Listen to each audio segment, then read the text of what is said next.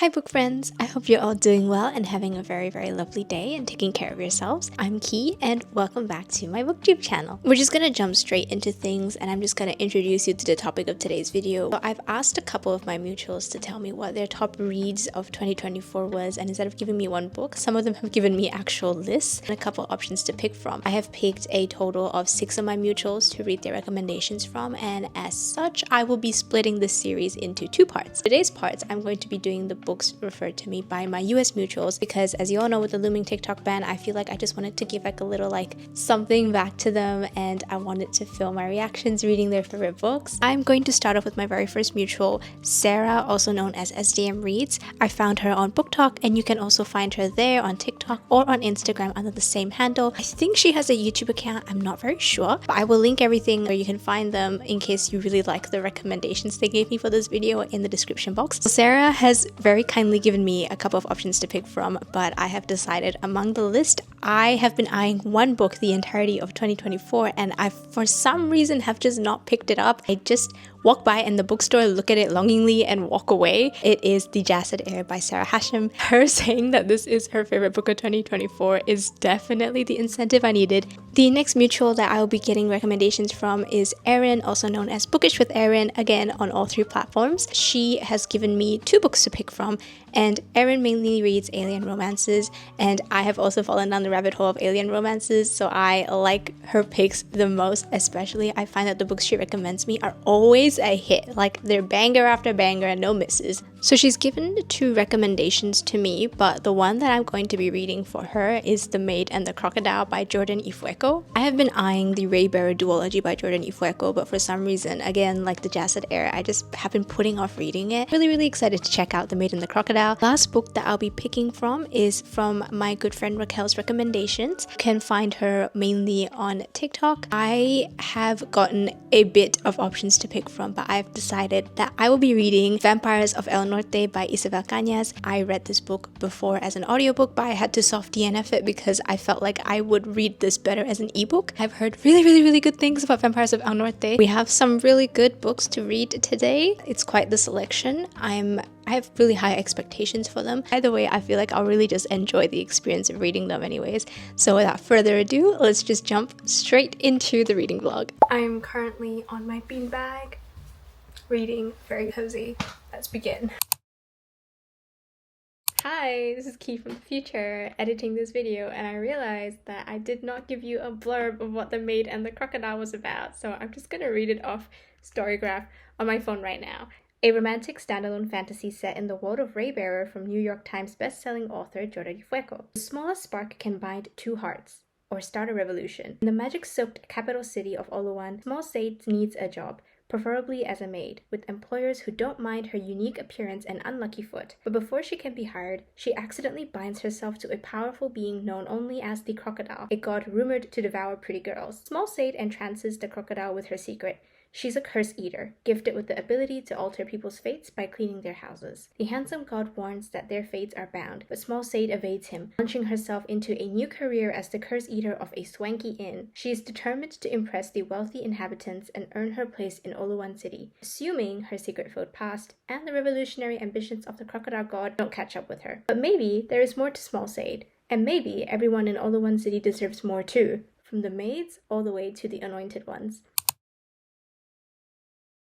Okay, we moved locations, but I just wanted to update on The Maid and the Crocodile. So I'm currently 11% of the way through the book. I'm at chapter 5. So far, it's going really good. I, not surprisingly, really like it. Maid and the Crocodile is a spin-off series from Jordan Ifueko's The Ray-Bearer series. First book is Ray-Bearer, second one is Redemptor. This one follows a side character that you see in the original series. We follow this girl named Sade, who is an orphan, and as she reaches of age, she leaves the orphanage to enter the big city in order to find a job. Sade, her entire life, she has been able to see spirits and interact with them better than the normal person. So in her old village, before her mother passed away, she would be working there as I don't know if it's like a curse remover, some sort of person that they hire to remove evil, malicious spirits. There is this kind of like theory that if you ask someone who has more bad luck than you to do something, then in the place of a good event, all the bad luck that would potentially come would go with that person that has bad luck rather than staying with you. So for example, if a bride's getting married, they'd have someone who is a spinster come and touch her veil so that like the evil spirits that might potentially ruin this bride's future marriage would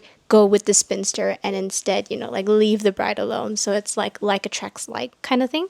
It's a really interesting premise. Said is disabled. She works at a factory when she was younger and hurt her leg, and so she has like a limp. She needs a cane to walk, and not only that, she has like vitiligo, so she's got like spots on her body. People from the village call this spirit touched. So other people view it as a curse. Said actually thinks she looks pretty damn fly, and I agree. She looks pretty damn fly. And she goes to the city to find a job for the very first time. She's going there to ask people, you know, like, please hire me as your maid. In the process, she makes contact with this small like gecko, and she believes that this gecko is sent from a minor spirit god. Gods apparently in this world, when they're bored, they just like mess with mortals until they give them attention. So Said thought that's what's happening to her.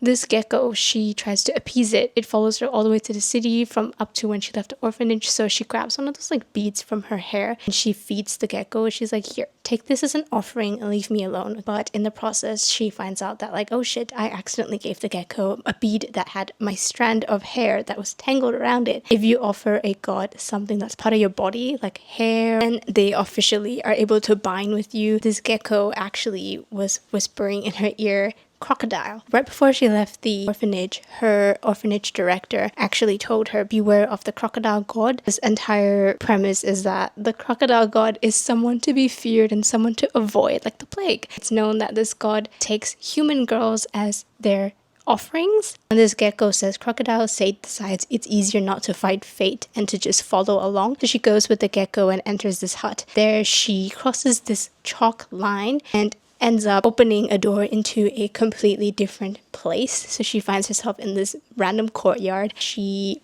meets the crocodile, who is a very handsome man, but he is very severely cursed. He asks Said for help to remove his curses that's on his body. Said does that because that's what's been expected of her whole life. Back in her old village, she worked as like the curse breaker kind of thing. We're just finding out that the crocodile realized that like Said didn't enter this hut of her own free will, and that this gecko was actually just repeating random names that it knew, and it brought Said to him. And he actually, the crocodile, never sought out Said, and Said accidentally binded herself to him by giving this hair to him. And he's like, well shit, if you didn't do this willingly, then now you and I were linked and I have to take care of your needs. And that's like a very interesting premise, because what do you mean you have to take care of her needs? So I'm really interested to see how this will go. I don't think you understand the demons that I'm literally fighting right now. Not to Uber Eats myself some bubble tea, and I'm forcing myself to drink some water because I realize I haven't had any the entire day. So our drink for today while we read is Cole's sparkling water. I am now about almost 50% to The Maid and the Crocodile. Kind of 42% right now. Honestly, it's a really good read. I like the crocodile. He's busting out some lines that has me going like, oop, okay. So what the crocodile is a person that's been struck with a curse, and each time he uses magic, he gets more cursed and cursed to become this monster at the very end of it. So he'll lose himself the more he uses his power. Said is telling him like, you shouldn't use your power so much, because he's using it so he can help her out with her chores as a maid, which is so cute. Anyways, they're talking about Said's leg and his curse of turning into a beast. Said is telling him, maybe it's not such a bad thing, your curse. It's probably like the same thing as my leg. We both don't look normal. I'm just gonna read out the scene. Perhaps it will not be so bad, I suggested. Whatever is happening to you, in case you have not noticed, I do not look very normal either. Some people think it is a curse, but it is not. At all, really. It is only different. When he spoke again, his voice was strained. You are very kind, he said, but we are not the same. I am the product of my own foolish hubris. As for you, Said, he fixed me with those unreadable dark eyes, closing his hand over mine. No sane man could see that face and think of curses.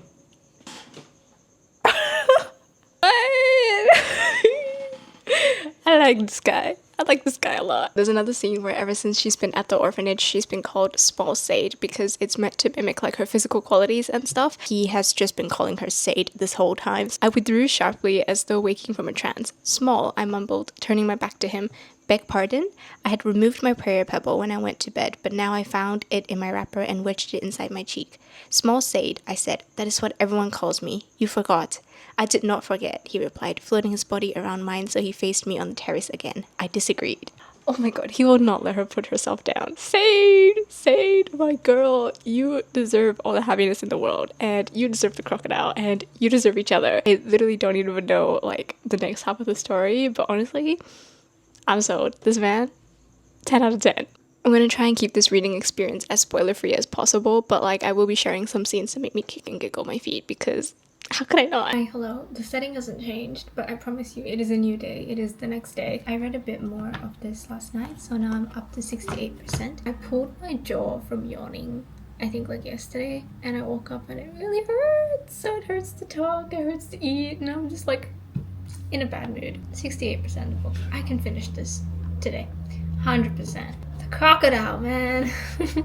There's this scene where he finds out that she doesn't like sleeping in buildings because she was raised in like the bushlands. She's only ever slept with an open sky, so when she sleeps in buildings she's terrified of it like collapsing on her and her being buried underneath. And so he invites her to like sleep at his villa, and he prepares a room for her. And you know how I said like the more he uses his magic, the more he risks turning into like this monstrous creature, and it accelerates his curse. While making her room, he made an illusion so that the ceiling is actually the open night sky, but she's still sheltered, but she just sees it as like the open sky instead of actual bricks. He used so much of his powers that like the next time she saw him, his scales were like multiplied. The curse was progressing really fast, and she was like, "Also taken a little magic energy to make this," but he did it because he remembered that she was scared of sleeping under ceilings. Oh my god, I'm ill. I love this man. You know that scene in House Moving Castle where Sophie changes like the bottles in House bathroom, so he takes a shower and then his hair turns a different color and then he throws a whole ass tantrum because he thinks he's so freaking ugly. Sophie's just like, "You're being so dramatic." Yeah, that's exactly the scene that's happening here right now, and it's kind of funny. It's not a funny mood, but I thought the similarities was kind of haha hilarious. Anyways,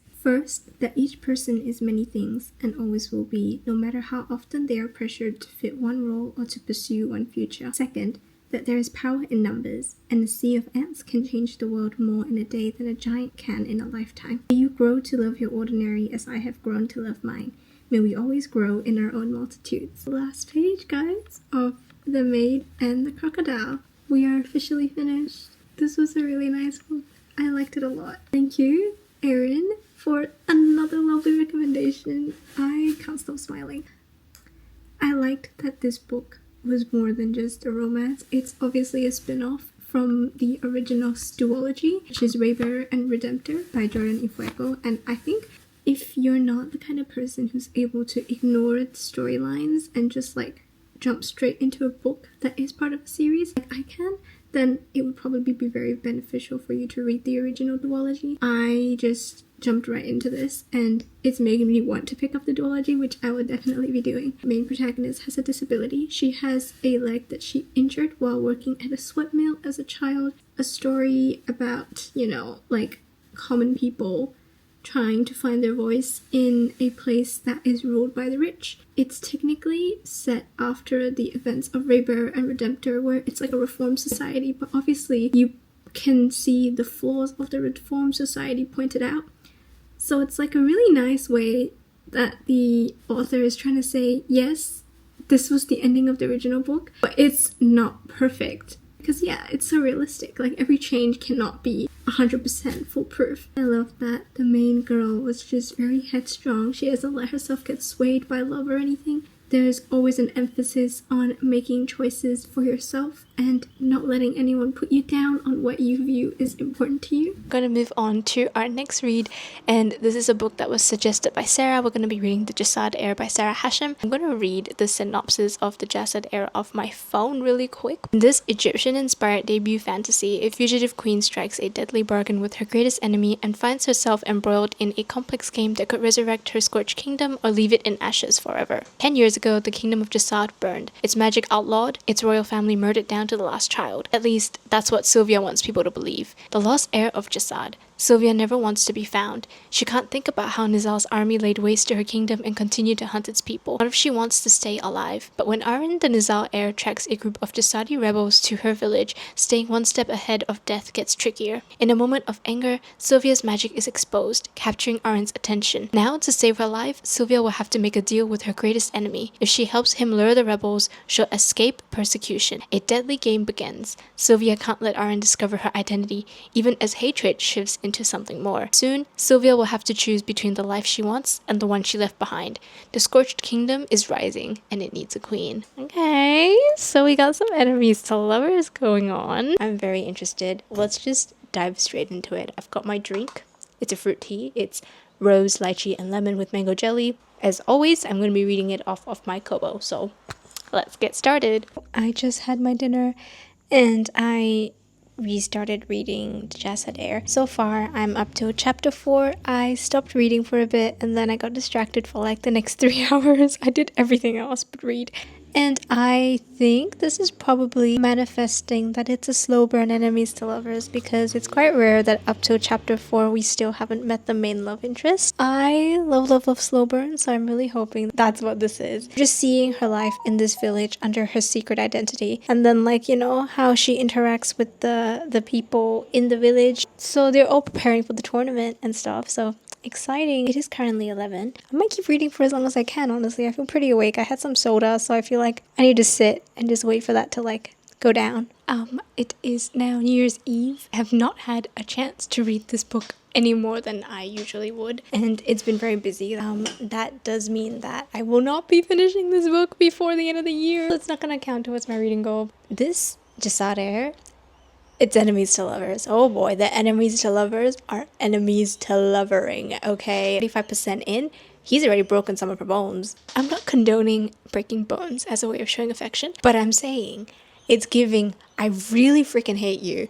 So, good, it's living up to the trope. Sworn enemies acts like sworn enemies. I approve. I'm really excited to get through it, but I just realized like the plot, this is what I'm anticipating, and then like I'll need the second book immediately, because this is like the first of a trilogy. Second book isn't out until I think July, 15th July, and it's the Jasad Crown. Don't know how I'm gonna be able to handle that one. Alright, I can push through 7 months. He called her a deranged goose at one point, which is pretty funny. I did manage to make a trip into the bookstore, and I managed to get Heavenly Bodies by Imani Eriru, which is my friend Aries book for us. I remember reading the indie version of this book, and there was a single sentence in it that made me really dislike it, so I dropped the book. But when I tried to show a friend of mine that sentence, I couldn't find it, so I think they edited it out, which is good. I'm gonna give this a second go. This is the actual published version. Erin of Nizal was maddeningly elegant. I wanted to cut him open and compare our bones to understand why his gave him grace and mine gave back pain. That is so real. So real. Imagine your enemy sees you crying and he suggests something that's so out of character. Oh my gosh. A donkey kicked in the head 6 times wouldn't suggest that course of action. Are you mocking me? Erin looked at me until it started to hurt. A covered thumb slid across my cheekbone. What appeal can reason have in the face of your tears? Are you joking me? Oh my god. The cruel commander that's broken her bones, literally threatened her loved ones, held her captive. What reason in the face of your tears? I'm ill. I'm so ill. I am at the last chapter. Oh. Stop. No. Oh my gosh. I just finished reading the Jasad Heir, like literally just now. Do I have any coherent thoughts about it? I don't know. Oh my gosh. I think this is probably my favorite progression of a relationship in a couple. Happy New Year!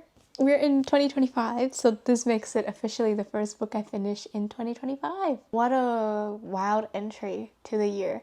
Definitely a bit slower than other books that I've read. I'm gonna look up some fan art. I picked this book up with urgency because I saw some fan art of Aaron. We're going to continue reading the next and last book for this video. The next book we're going to be reading is Vampires of El Norte, and that's recommended by my friend Racquel.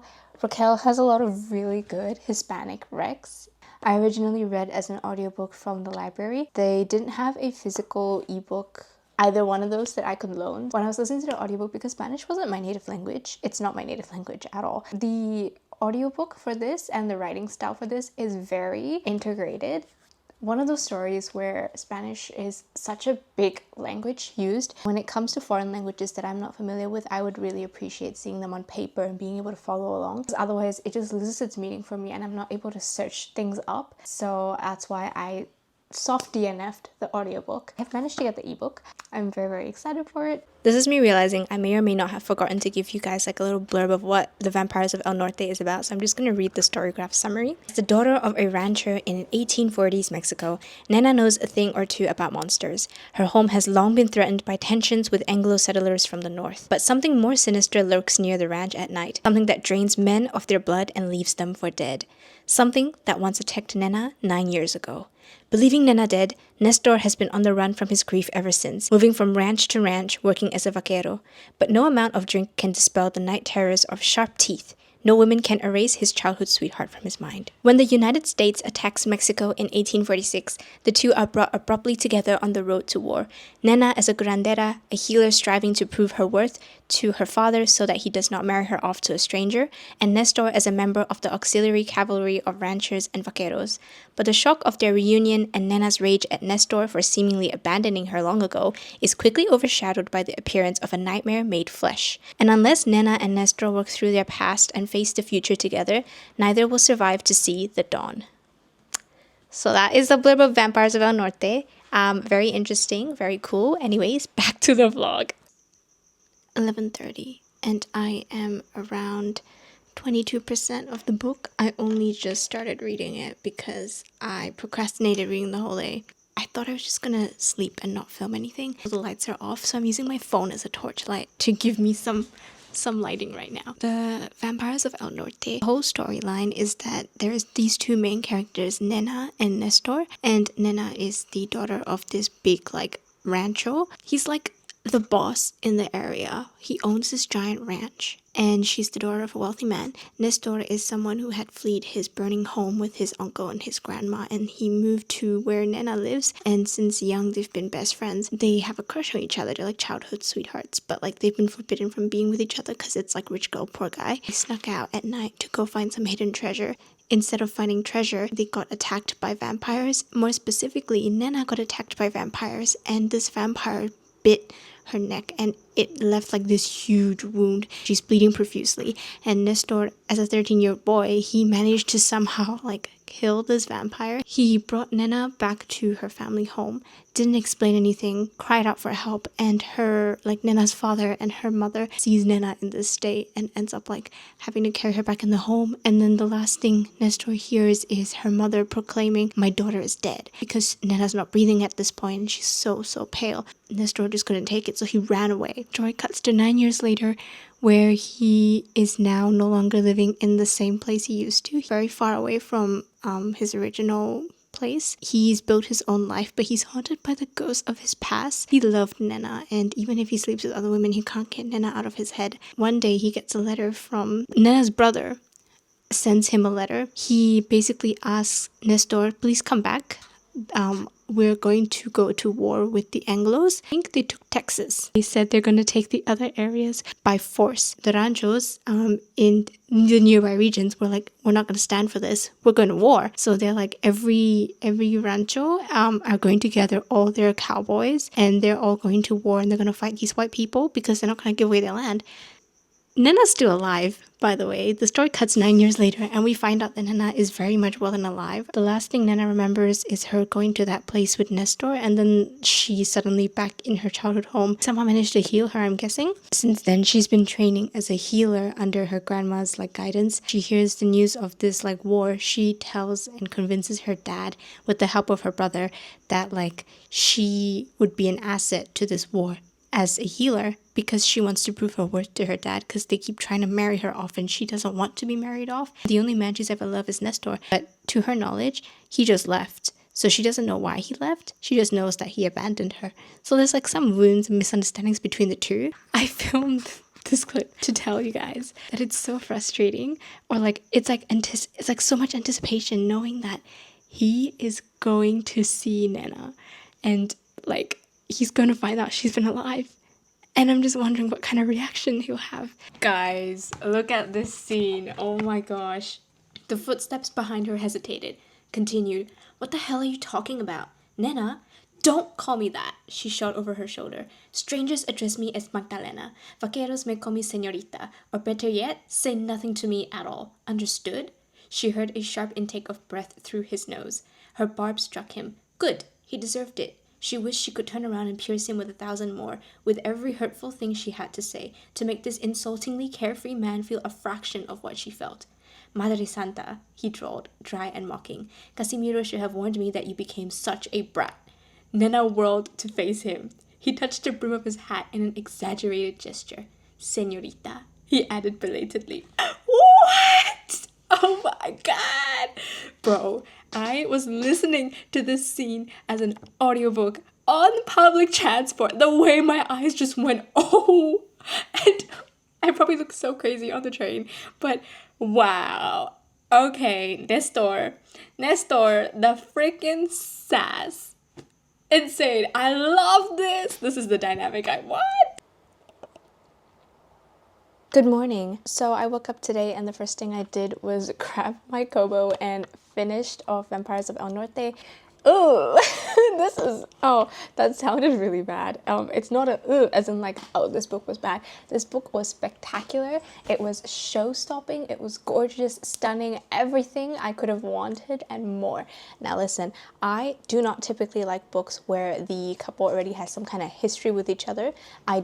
I'm not a big fan of friends to lovers, if I'm being so real with you right now. I'd rather total strangers to lovers or enemies to lovers. I just like the appeal of a fresh slate.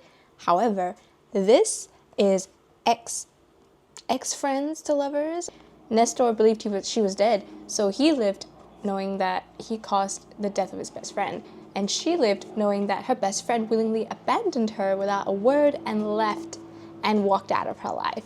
So she's very hesitant to forgive him. In fact, she's livid. My girl is angry, so angry. She's like, I don't recognize you. Like, my friend would never leave me. Why did you leave me? And when Nestor was like, no, this thing bit you and I got scared that you were dead and I ran. And she was like, you're talking bullshit because I don't believe you. And honestly, it was a little infuriating to read because, oh my god, my boy was telling the truth. But like, I get it. It's just a thing that happens. Mainly focused on the fact that the Anglos were coming and at the risk of taking over the rest of Mexico, and the people from the ranchos all gathered together and were going to fight for their land.